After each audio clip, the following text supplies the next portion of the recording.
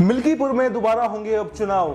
चुनाव आयोग ने लिया बड़ा फैसला। जी हां, नमस्कार। नेक्स्ट 9 न्यूज पर आपका बहुत बहुत स्वागत है। इस वक्त की सबसे बड़ी खबर है मिल्कीपुर से, और खबर यह है कि क्या मिल्कीपुर में दोबारा उपचुनाव होंगे, क्योंकि लगातार समाजवादी पार्टी ने मिल्कीपुर में चुनाव में गड़बड़ियों के आरोप लगाए, और सिर्फ नतीजों के बाद में नहीं बल्कि वोटिंग से पहले ही उन्होंने अपने कार्यकर्ताओं को तैनात कर दिया था। वोटिंग के दौरान बड़े बड़े नेता समाजवादी पार्टी के यहां पर नजर बनाए हुए थे, और लगातार सुबह चुनाव होते ही जैसे ही मतदान शुरू हुआ तो समाजवादी पार्टी के सोशल मीडिया हैंडल से ये खबरें सामने आ रही थी कि उस पोलिंग बूथ पर वोट डालने नहीं दिया जा रहा, उस पोलिंग बूथ पर गड़बड़ी सामने आ रही है, उस पोलिंग बूथ पर हमारे एजेंटों को बाहर कर दिया जा रहा है। यानी कि तमाम गड़बड़ियों के आरोप समाजवादी पार्टी ने मतदान के दौरान भी लगाए, लेकिन चुनाव आयोग ने कोई भी एक्शन यहां पर नहीं लिया। और जब नतीजे आए तो 61,710 वोटों से यहां पर बीजेपी के चंद्रभानु पासवान ने जीत दर्ज की, और इस पर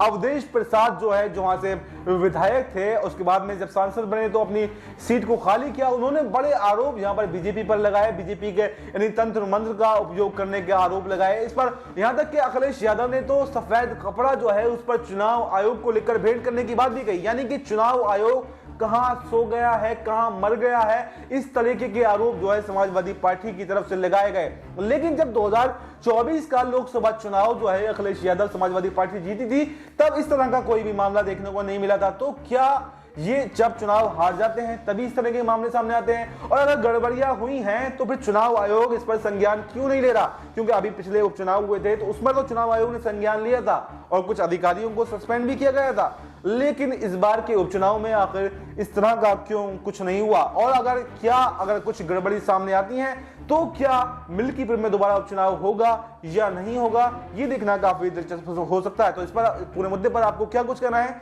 कमेंट बॉक्स में अपनी राय जरूर बताएं। फिलहाल इस खबर में इतना ही। देश और दुनिया की तमाम बड़ी खबरों के लिए आप बने रहिए हमारे साथ और देखते रहिए नेक्स्ट 9 न्यूज।